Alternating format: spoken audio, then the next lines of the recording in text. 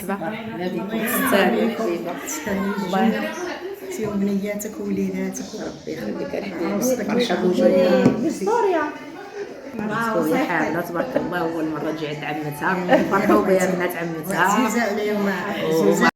السلام عليكم ورحمه الله تعالى وبركاته. حبيباتي، كما شفتوا في العنوان ديال الفيديو، هذا الفلوق هذا درتو نهار جات عندنا بنت خالي، نهار الحد. جات عندنا، جات عند الدار عند الوالده، ماشي جات عندي. ولكن فاش كيكون شي ضيف عزيز عند الوالده راه كنتجمعوا كاملين تما. المهم هنا وريت لكم كيفاش قادات مرت خويا هاد الحلوى وهاد التمر معمر وشويه ديال الفاكهه وداكشي صايبتهم. هنا كانت كتصايب في الدجاج. هاد الطريقه هذه ديال الدجاج اللي كدير كتجي واعره وزوينه بزاف. دارت الدجاج هكا، دجاج معمر بهاد بالفونقي والشعريه الصينيه والعطريه كامله ديال الدجاج، كيجي غزال، كيجي بنين بزاف. جربوه لانه بصح نيت كيجي زوين.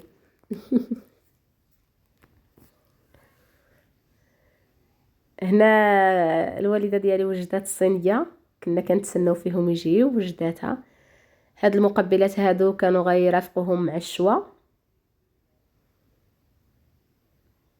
شويه ديال الزيتون وداكشي راك عارفين. هنا شويه ديال الزعلوك. هاد البطاطا داروها محمره في الفران، كتجي غزاله حتى هي، رافقوها مع الدجاج ماشي مع الشوا. هاد الزعلوك وهاد التكتوكه والزيتون هما اللي رافقوهم مع الشوا، كيجيو غزالين. هاد الخضار المتنوعه رافقوها مع الدجاج كلها. هاد الخضره هادي كاينه اللي تسلقات وتعاودات في تصوطات في الزيت، كاينه اللي تصوطات ديريكت في الزيت، زيت الزيتون. طبعا هنا الدجاج من بعد ما تبخر واللي زوينه البنات في هذه الطريقه انه الدجاج كيطيب على البخار، كطيبيه على البخار، اللي كتجبديه وديريه في الفران، كيجي زوين بزاف. هنا انا كنت كنوجد في هذا الكيسان هادو هكا، درت لهم ديك الوريده بحال هكاك بالسينته من الكامبو ديال الكاس، باش يجيو هكا زوينين وراقين ويجيو مميزين.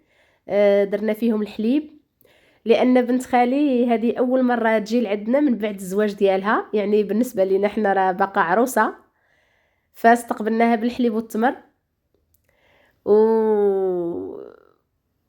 كانت شي حاجه زوينه. لانها اول مره تجي للدار عند الوالده ديالي تما من بعد الزواج ديالها. انا فرحت بزاف اللي شفتها، لاننا شحال هذا ما تشوفناش. الوقت اللي مشات عندها الوالده واخواتاتي انا ما كنت في المغرب، فما ما مشيتش معاهم، ما حضرتش. مره اخرى ان شاء الله ونمشي عندها. وكان هذا اليوم جميل جدا. هضر بالفصحى، جميل جدا لاننا تشوفنا من بعد غياب طويل. فهي دارت مزيان والله، لو خطفت هاد المجيه هكا، جات عندنا هي وحماتها والزوج ديالها، كان شي حاجه زوينه بزاف.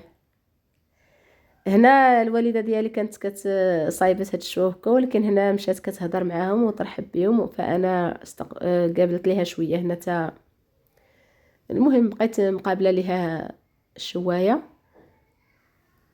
ايوا صافي. وهنا راه وجدوا هاد الحطه هكا باش يحطوا فيها الدجاج. كما عرفتوا حبيباتي كيجي زوين الديكور هكا بهاد الخصيصات. هذا عمران ما عرفتش كيدير تما. صافي في المنظر الاخر جا بحال هكا، كيفاش تستفات الخضره والدجاج وداكشي، جا بهاد الطريقه هادي كيجي زوين. وتا البنه تاعتو واعره، شي حاجه مبدله على ديك على الدجاج المحمر العادي. هذه طريقه جديده زوينه، جديده يعني طريقه واحده اخرى. ماشي جديده. هنا كنصايبوا في هذا الديسير هذا، كنا كنتشاوروا على المونكه كيفاش نديروا ليها. هنا التفصيل ديال الديسير راه وجد. هزيتو انا وريتو لكم وطليت عليكم. وطبعا ضروري من دولشي صايبنا هاد التشيز كيك هذا كيجي واعر، صايبته الاخت ديالي بالنوتيلا والكوكو واعر. هنا هذه الكسيوه اللي جابت بنت خالي، جابتها لولد خويا لانها كانت اول مره تشوفوها من بعد الزياده، كانت باقا ما جاتش عنده. هنا درنا ليها مفاجاه ودرنا ليها واحد القليسه هكا خفيفه حنينا ليها صراحه ما كانتش منتظراها، فاحنا درنا لها هذه المفاجاه هذه ترحيبا بها وحبا فيها، وتستاهل كل خير طبعا. ايوا درنا ليها شويه ديال الحنه في يديها لانها كما قلت لكم هي باقا عروسه وفرحات بزاف. ايوا من هذا الفيديو كنقول لها بالصحه والراحه وتستاهلي كل خير، تستاهلي محسن، ومرحبا بك عندنا وبسلامه حبيباتي الى فيديو قادم.